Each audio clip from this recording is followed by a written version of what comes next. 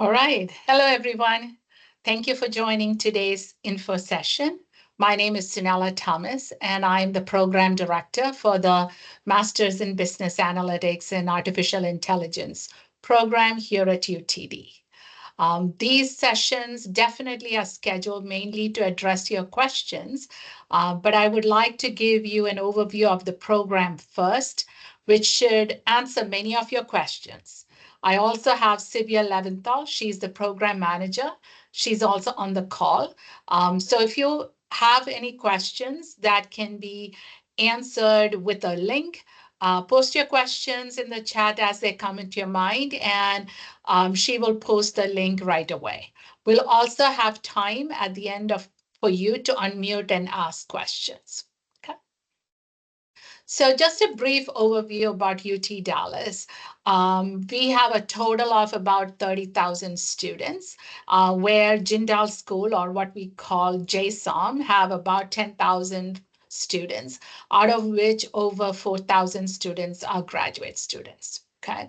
When you look at Texas's economy, GDP, it is the eighth largest economy, and DFW area, which is the Dallas-Fort Worth, which is the 23rd largest.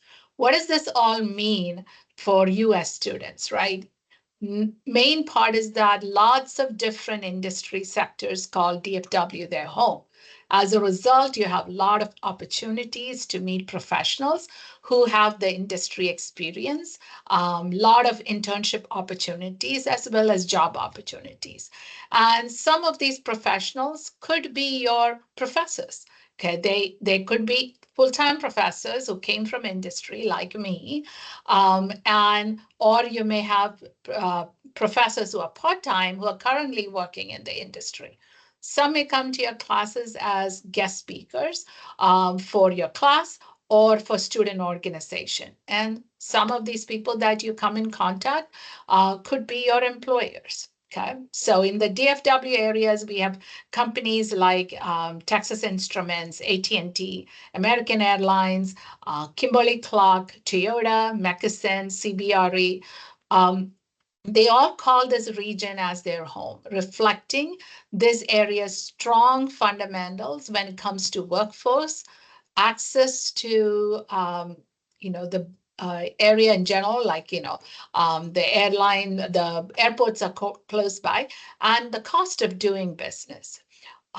If I look at this summer's internship opportunities compared to last summer, this summer we had more students who actually secured an internship. Okay. Now, I am responsible for the MSBA and AI's Flex program. So as the name indicates, it's flexible, meaning that you can take the course at your own pace. There are on-campus as well as online options. There are 36 credits for you to complete in the program. Out of that, 18 credits are core and 18 credits are elective. And for the electives, you have courses from 11 tracks in the Flex program, and you are able to pick and choose your 6 elective from all these different tracks. Your track will not be noted in your transcript or diploma, but it allows you to delve into all the different courses based on your interest and based on the job availability. It is a STEM designated program, which means you have the CPT and OPT, curricular practical training and optional practical training. You get the additional 2 years to do your OPT. The application deadline, this goes very similar year after year without any late fee. So pretty much fall semester is what fall and spring would be what I'm going to refer today. Fall semester starts on August 25th. And the deadline for application for May 1st was May 1st. However, we still accept your application. It's like a rolling admissions. Okay. And the spring semester starts in January with a deadline for application as of October 1st.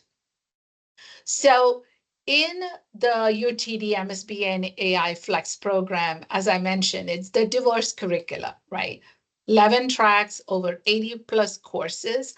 It is on campus or online, and the online courses could be the either synchronous, meaning you have to be available online while the instructor is teaching that course, or asynchronous, meaning the recordings and the material will be there in a portal and you are given deadlines of when you have to submit your assignments. So you can just take the courses as and when you have the time.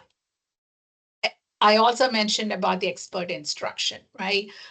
The educators, you have UTD is known for its research. So we have quite a bit of PhD students in here. You also find industry veterans teaching the class, or at least coming to the class and sharing their wealth of knowledge. Based on the location, you know that there are, I shared with you the companies that call DFW area as their home, meaning headquarters here, but there are also a lot of companies with branches in here. Now, as I mentioned, it's rolling admissions, and for the application, there's a $50 non-refundable fee if you complete within the deadline. International students will also have to pay an additional $50 for credential evaluation. We do it internally. We actually outsource it to a vendor to do that. You need a personal objective statement. I'm going to say this is where you want to spend your time today. Why do you want to be in this program? Right?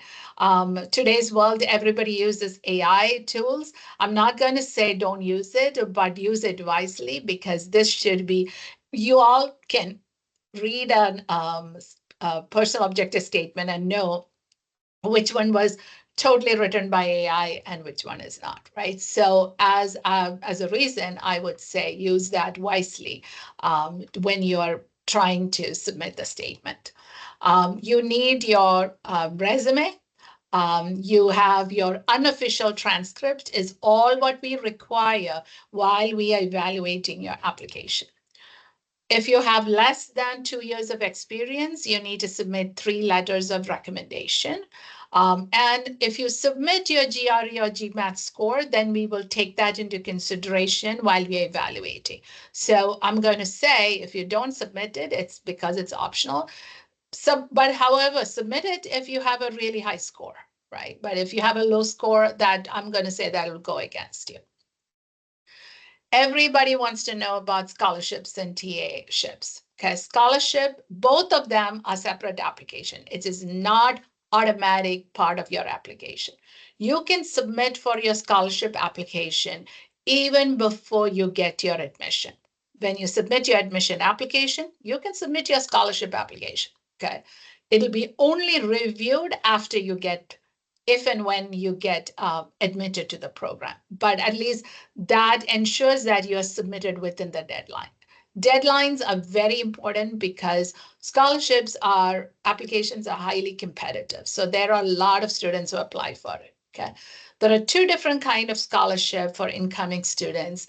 Dean's Excellence, that requires a GMAT or a GRE score, and the other one is Program Excellence Scholarship. Okay. The deadline for the scholarship, obviously, for fall is already passed. For spring, it's December 1st.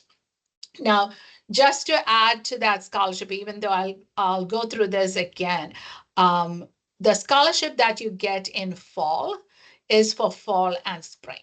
If you're a spring incoming student, and you got a scholarship, that scholarship is only for spring of that semester. For TAship, as a new incoming student, you are not eligible for TAship in the first semester. We want to see how you fared in our program. So we want to see the grades in the program. So you can apply for it while you're in the first semester. Again, this is a highly competitive pool.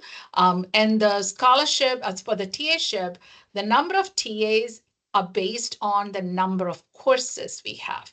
The number of courses we have, or sections of the courses that we have, is based on the number of students who are enrolled in those courses. Okay, so it's a little bit of a chain reaction in there. Um, if you got a scholarship, let's say for fall, and you defer it, you're allowed one-time deferral, the scholarship is not deferred. Okay, you have to reapply for that scholarship. You must accept the scholarship within a deadline. We normally say June 1st because of all the visa issues. We extended to June 15th. So if you were a fall admitted student, that was your deadline. If you change from one program to another, there's no guarantee that the scholarship is going to follow you. What does this mean, the scholarship, right? The scholarship, if you're an international student, the scholarship is $1,000, but that puts you in an in-state tuition, which is a 50% reduction in the tuition, okay? Other than if you're an F1 student, you're 50, and you got a scholarship, it's a 50% reduction. So what are the core courses? There are, as I mentioned, there are 6 core courses, and the ones in blue, you have to only take one of them. Sometimes students take both business analytics with R and modeling. Then if you do that, then we consider business analytics with R as a core and modeling as an elective. The first semester, pretty much students, we recommend that the students, if you have never studied in a US university, I strongly recommend that you take 3 courses with your professional development. So this will be a 10 credit, okay? This is one way to ensure that you adjust to the environment, because if this is the first time you're out of your home country, there is some bit of adjustment. I've been an international student, so I know that there is an adjustment in there. The other part of it is that it gives you the time, like we all have the same 24 hours, right? It gives you the time to explore other resources that are available in the university. When you come to UTD, it's not just for the MSB and AI program. There are a lot of clubs out there. Your leadership skill, any company that you apply for a job or an internship, they look at what leadership skill that you have.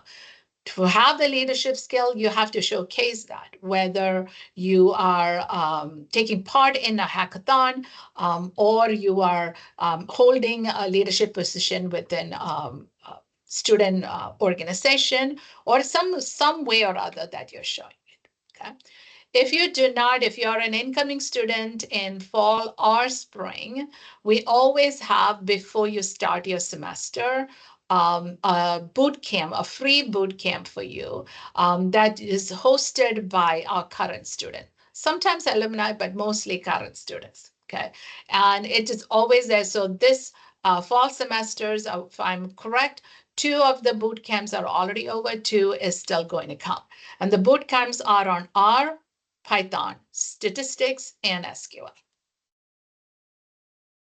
I talked about internship, and internship is a requirement for the program, okay? Now, if you did not get an internship, then there is a course called Analytics Practicum that suffices, that takes care of, it's a 3-credit course. If you did get an internship, sometimes some students don't get it for one reason or other. Either they were the competitive pool that they apply for a particular internship position. There was somebody, either they canceled it or they initially thought they wanted 5 students and now they only needed 2, of some reason or other, right? Or you did not fare well for the interview part of it. The internship that you take can be anywhere from 0 credit to 3 credit.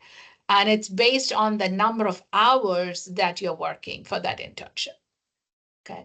For international students, that means who are on an F1 visa, you can only start internship after 2 long semesters. Long semesters are fall and spring, okay? If you start in summer, so for example, if you let's say you started in fall, the earliest you can do an internship is next summer. If you started next spring, the earliest you can do an internship is 2027 spring. You can go to our LinkedIn page, and you will see students who have part of our internship requirement is that when they do an internship, they have to post stories about, what company they work for, what did they do, what was their role. That gives you an ability that when you start applying, you know that those companies will take F1 students. Okay. A lot of employers, this is on a public page in UTD. You can find more details. It's only a small portion of the employers. You can also look at and find from public pages where the student outcomes, like, what are the employers, what are the job titles for anybody who is in the MSBA program, that, what are the job titles that they were able to find a job. Okay.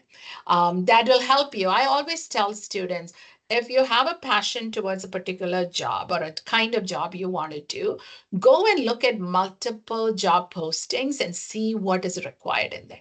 Based on that, then maybe take those elective courses. That'll help you, definitely help you in the long run.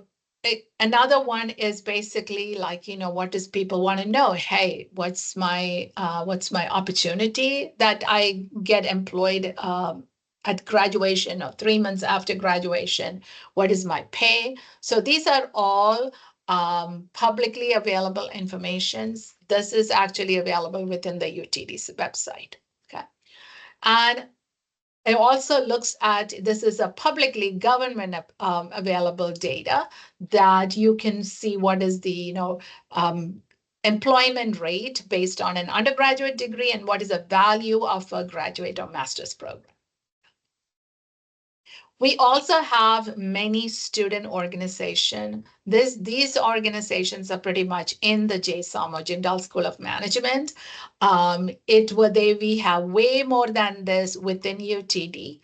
And I'm particularly would probably say if you are in the analytics program, doing Informs or Envision will give you an ability to network with people in the industry that aligns with what you're looking for. We also have certificate programs so that if you're enrolled in the master's program, these certificate programs are free to you. Okay. However, you have to apply for that certificate program. Each of the certificate program, especially the ones that I've in this rectangle, if you take every course in those 3 certificates, you get your master's degree as well as those 3 certificates. Caveat, you have to apply for the certificate before you take the last course in that certificate. Each certificate has 4 courses that you have to take. So before you can apply right in the beginning, but you just cannot wait after you've taken your last course and then apply for certificate. Your application will be denied at that point. Okay. Another question students always ask me is about tuition estimate. Okay, this is our Bursa site has a form for prospective students to go. So this one was for 2025 spring with a variable rate at taking 9 credits. The cost was, this is before any scholarship, roughly $15,000, right? So you can go ahead and play with it. There are a couple of cost calculators there that you can look at. Okay. The other one people always look for is immigration, right? Like most of you're an F1 student, we have an ISSO organization, which clearly more than I can give you or Civi can give you guidance on what to do for your visa interview or what to look for. ISSO is the guru for it, that you can reach out. They have opportunity to help you with it. What kind of questions are asked. They are the go-to people that you can reach out to. I know that recently, because of all the visa issues, one of the things that I read in a public page was that if you have a appointment, keep the appointment. if one of the conditions that they look for is if you have a social media site, that your privacy settings should be set to public, not a private, because they will look through your social media account to see, to ensure that whoever is coming into the country is somebody they want to admit. Okay. So just look at that. And I would also say follow us on social media. Our leadership council is very active in both Instagram and LinkedIn. We also have a program email, msbuan@utdallas.edu, that is specific for this flex program. There's multiple modalities of this program. I'm speaking specific to the flex, which has the 11 tracks. And if you email to that, both Sivi and I will look at that, have access to that email address, so we will respond to you. Okay. If you want to connect to any current student, you can scan and submit your form. But bear in mind that most of the students are either doing their internship, or if they didn't have an internship, they probably are on vacation, right? So you may not get an immediate response to it. You can also reach out to us if you have a question, and we can make sure, Sivi and I can make sure that we connect you with one of the leadership council members. Okay. We both have our individual email address noted in here, so feel free to email us. But I will strongly advise you, please do not email individually all these, like you email Sivi the same question, you email me with the same question, and then 10 other people in the university the same question. It's only going to jog up our inbox, and we will take time to get back to you. Okay, so for that, the MSB one, the email address, one of us will respond to you very timely. If it is something that we cannot answer, we will direct you to whom you can contact. So bear in mind, we are program support staff. Okay, I'm the director, she's the program manager. If you ask a specific question on a financial aid, we're going to direct you to reach out to the financial aid office. If you have a question on scholarship, we'll ask you to reach out to the scholarship. The scholarship portal has a link for an email address, so I would address you. But please do not email, give them 48 hours to respond to you. Okay, this is summer time frame. We get a lot of applications and questions, so please understand that. Well, that's pretty much my PowerPoint and giving you some introduction to what is available. I will look at the chat and see what questions need to be answered. But meanwhile, feel free to unmute and ask a question or put it in the chat. Okay, so when you ask MSBA program that are conducted 100% in person, well, if you take a flex program, if you get admitted to MSBA and AI Flex, all the courses every course that is available in person. That's a majority of our courses. You will see some of the needed, core courses and elective, not all elective, that are online. But you will have every course that is in person. You'll have that option. Yes, you can apply, Kayla, you can apply for the MBA during your MS, yes. And Anshu, which is the QR code that is not working? The current student connection QR code. The current student connection, okay. I'll see whether, just send me an email and I will update that. So Thank you. The question on scholarship, right? So Ellen, the scholarship is closed for fall because we have been giving the scholarship instead of doing all of that at the end, we have been rotating it every 2 weeks. Based on the applications that we got and who is admitted, we have been giving scholarship, awarding it. So there is no additional scholarships available at this point. There is no assumption that the students should have a knowledge to code. We do have students who have an English or a history background. That is the main reason why we provide the boot camp. The boot camp is also recorded, for which if you're admitted to the program, you will have access to it. That's the other part of it, right? If it's an in-person class, the faculty member will be your first point of contact. There's also a TA. The TA is definitely not your tutor, but in the class, you will find other students who are willing to help you out. Okay, the question on.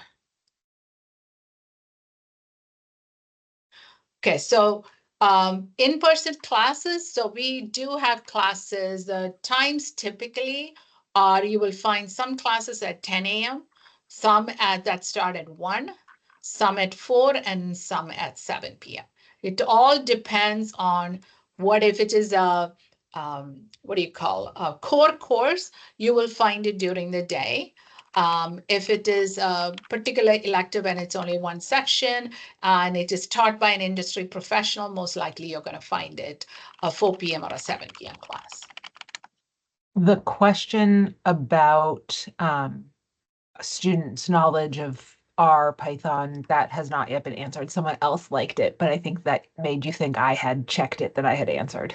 No. So that I did answer that question. I said, it is not required that you need to know that. That is exactly why we have the boot camp, and also the classes. If you look at, obviously the fall syllabuses are not posted. Instructors are only required to post it in August, but you can go back and look at the spring semester syllabus. It'll tell you how it is, what kind of introduction the instructors are doing for basic courses, right? If it is a business analytics with R, they probably it's good to do the boot camp and know R a little bit, so that when you get to the class, maybe the introduction is pretty fast and you can keep up the pace. One thing I forgot to also say is that I do give students a pro access to data camp once they're in the program. And that gives you an option to study this on your own also. That means so you have some extra practice. So hopefully I answered that question, Rachel. If you want more information, just unmute and ask. Yes, you answered my question. Thank you very much. You're welcome. Can I ask a quick question? Go ahead. Which is the best kind of laptop or computer programming to use for R? Would you prefer like a Mac F1 chip or PC? I would personally say a Windows. Windows? Okay. Yeah, because there are, like, for example, right, if you want to do Power BI, okay? Power BI, it's pretty much a Microsoft product. You need a Windows computer. Okay, thank you. You're welcome.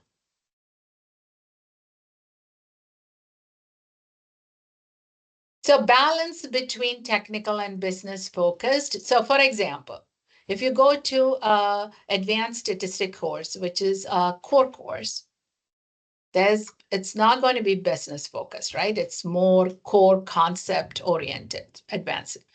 If you go into a database course, which is also a core, it will definitely have the concept, technical, and business focused. So it depends on the course that you're taking.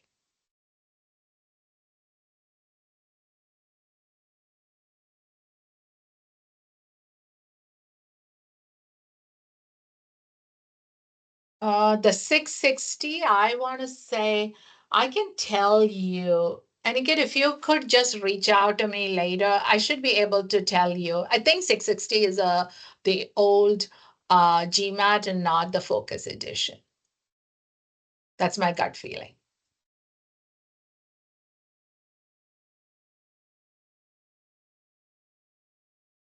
So accounting. So here's what I would say about accounting, finance, and healthcare. Okay. Those tracks, I would say either you have to take a lot of the prerequisite courses or you have to have some knowledge of it, because these are areas that is highly regulated. There's a lot of rules and regulations in there. So it is expected that you should have some background knowledge. And otherwise you should consider, if all your electives are going to come from the accounting track, then assume that you may have to take 1 or 2 courses as prerequisite in addition to that.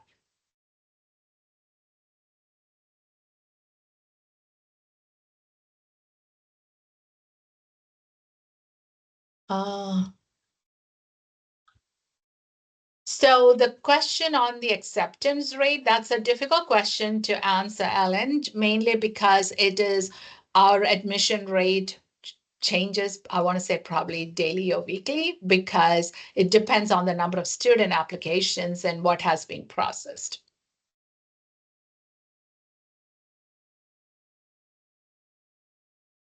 Okay, portfolio project. So this is your scholarship application, right?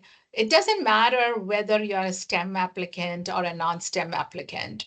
You have to project what is it that you have done to, so it would, regardless of all of that, like if you have, if you're coming straight from, if you have no work experience, right, then what can we depend on? Your GMAT GRE score and your GPA and your scores, right? That is what we'll have to look at.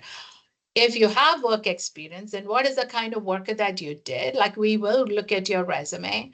And when I say we, the scholarship committee would look at the resume and see how you compare with your co-applicants or the applicant pool.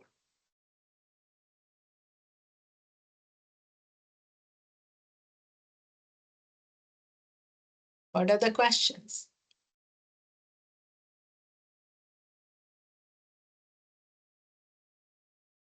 So Aline, the question is, when you say admissions officer, is it regarding your application or once you got admitted that you need to know what courses to take and how to enroll?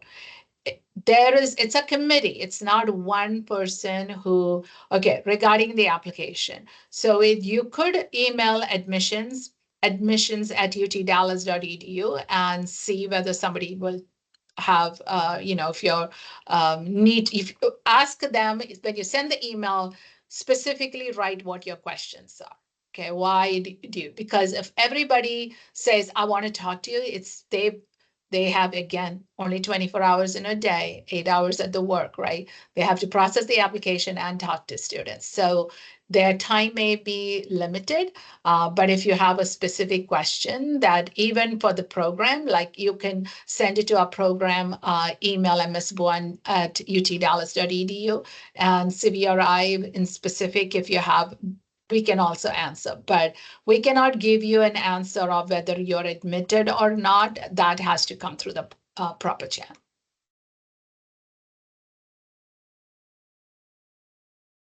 So Samsel, I shared, like you can go into a BOSA site and there is a portal. In that portal, you can just say UTD graduate cost calculator. It'll show you a screen where you can punch in the numbers and give you an idea.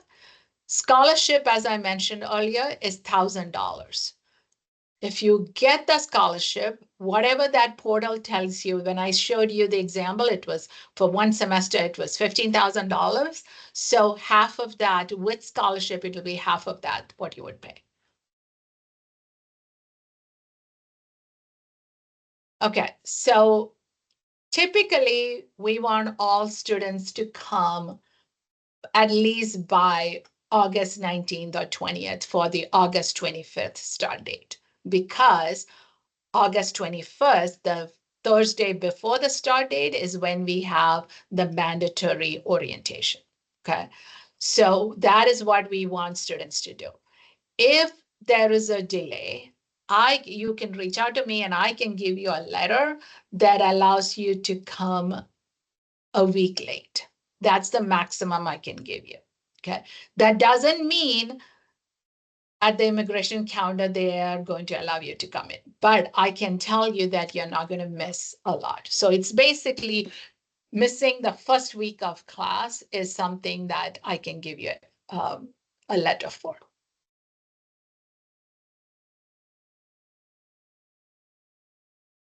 Okay, so now you're talking about 906 Griffin.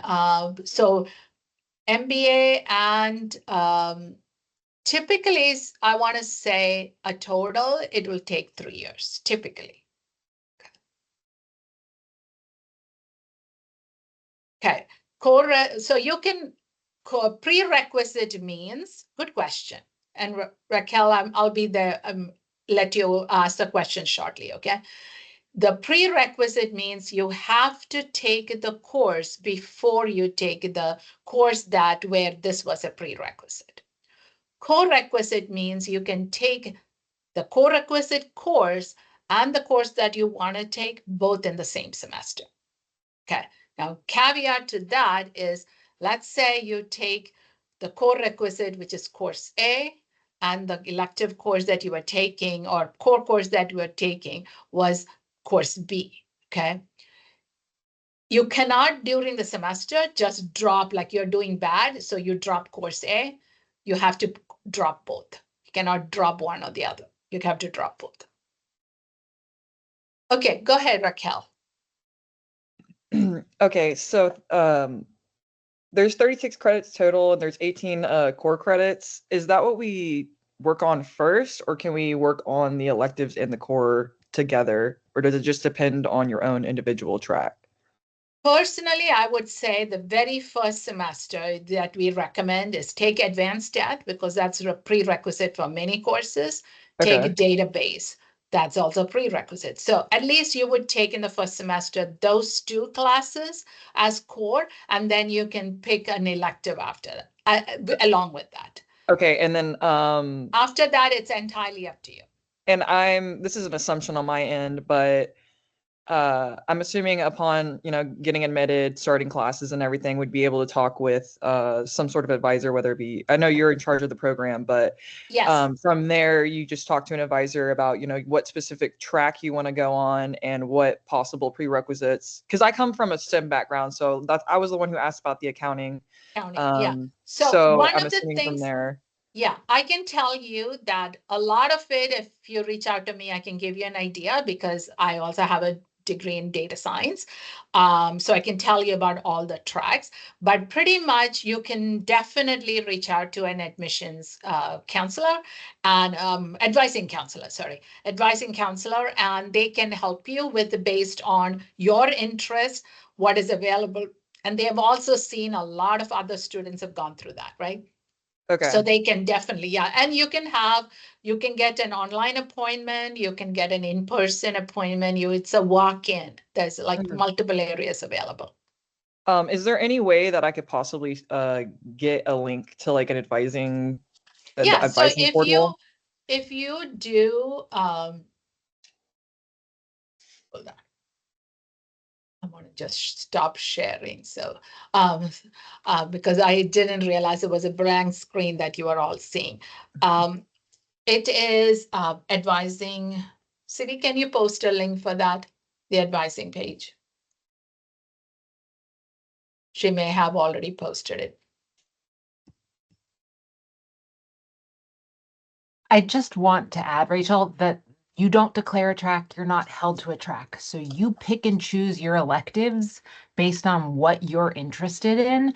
If you have questions about the specific classes you want to take, that's where you come to the program. Advising will just provide you with what we call a degree plan that lets you know what you've completed towards the requirements of the degree and what you have remaining.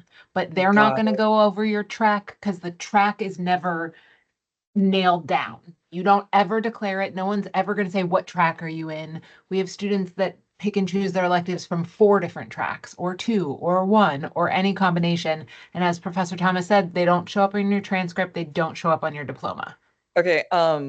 I actually have another question. So is that based on just like class availability and if there's professors willing or able and available to teach that class? Correct. Is that part of the, okay. All right. Correct. Awesome. Yes. Awesome. All right. I got that link. Thank you very much. You're welcome. Okay, so another question at 9:08 was, what percent of students attend nearly 100% in majority? I want to probably say 95% of the student. Because if you're an international student, technically you will only, if you really want an online class, and I would tell students do not take an online class during the first semester.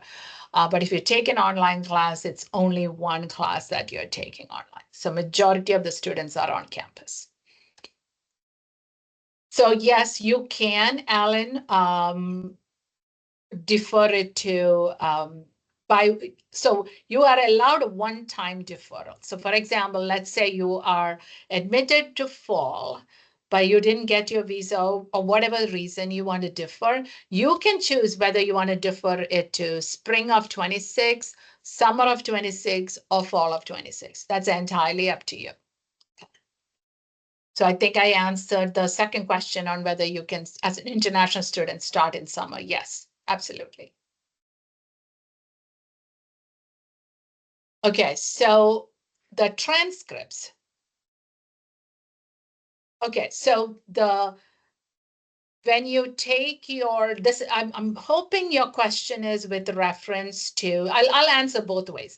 If your question was referring to your, at the time of admission and it was your first semester, you only need your unofficial transcripts. When you, whatever you submitted for your application, that's all what you need. You can, if you get admitted, you accepted your admission, you can register for courses.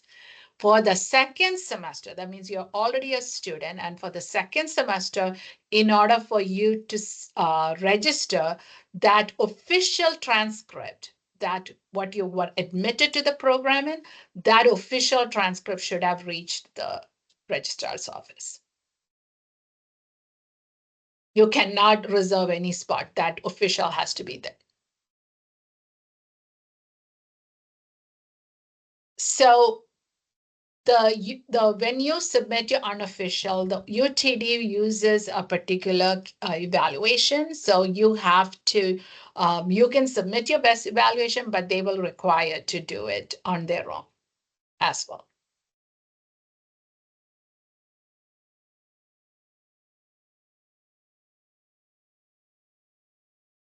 Class diversity in terms of countries, like automatically, I probably want to say, Sivi, is there something that I would say India, China, Africa? There was something from Philippines. I probably cannot tell you accurately that right now. There is a class profile on our website. I'm going to try to find it and link to it. Okay, so boot camps, you don't need to sign up. It's the link is there in our social media, both LinkedIn and Instagram. So if you're following us, you will see the link in there that you can join. We also, they're all on the Comet calendar. And this is what I share, that you can sign up for upcoming information sessions, but truthfully that shows all upcoming MSBA and AI Flex events. But it's really geared towards students who are admitted, enrolled, and starting this fall semester. You're not going to be asked and you're not going to be shunned from the boot camp if you're not in the program or starting this fall, but that is what the mindset will be as they move forward in teaching the boot camp. Okay, so then a question, Aishwarya, on non-technical background and no statistics. So in your application, even if you do not have statistics, what if you're at one of the things, if you're admitted, will be that you have to take a prerequisite quantitative foundations class. So it's not like you have to show the competency. The competency you can only show for quantitative if you have taken a course before.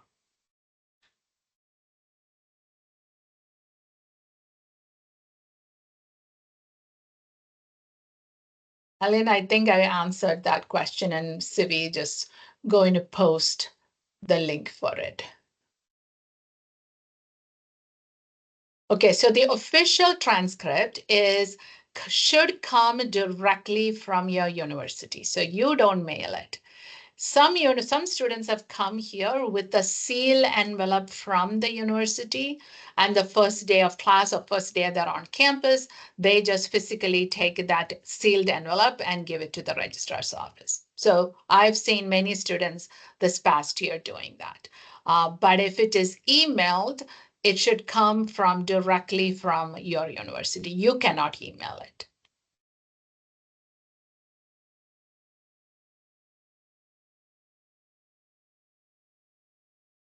So I think I answered your second question, because you are not taking a certificate and getting it notarized.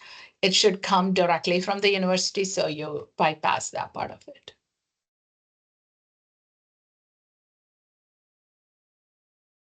Any other questions?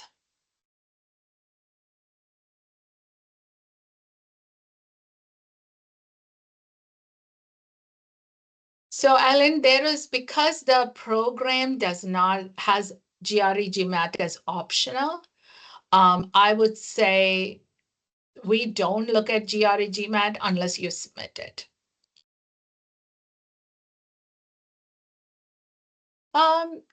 Potentially, yes, you can offset a low GPA, but it's because this is considered holistically your statement of purpose, your recommendation letters, your resume, your transcript, and if you're submitting your GRE or GMAT, then it's a combination that we look at, not one specific.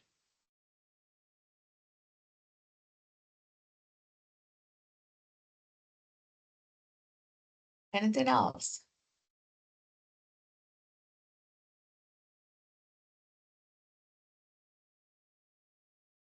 Okay, I'll just wait one more minute if you have questions. If not, we'll end this webinar early. But you all had good questions, so thank you for asking that.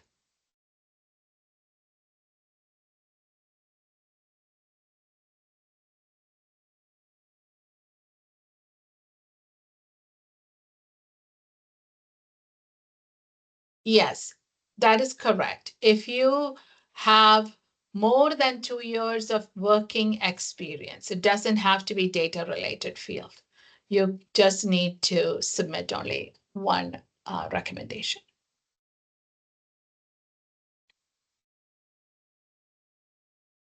And usually when if your application is not complete, you will get a notification to submit it.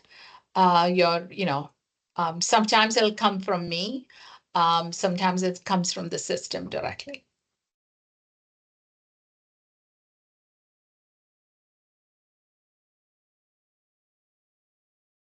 Any other question? I actually do have a question about that 2 years working experience.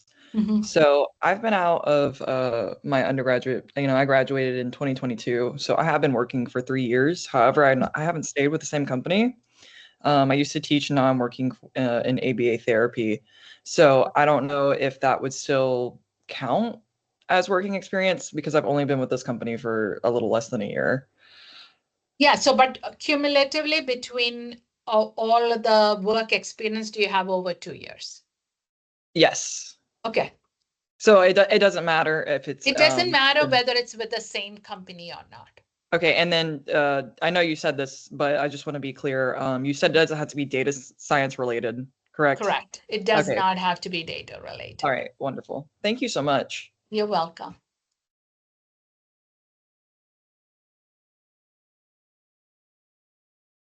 Aniket, I would say submit in that case. It's difficult for me to just, without looking holistically what your application looks like. If it is only by a couple of days, submit. If you can get 2 recommendation, get it. Right? It's only going to help you. It's not going to hurt you by submitting more recommendation than that is needed.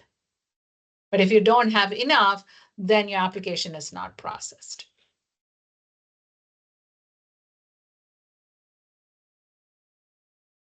Any other question? Okay, then thank you all for joining. I hope to see you on campus or hear from you if you have any other questions. Okay, have a good day. Thank you. Thank you. You too.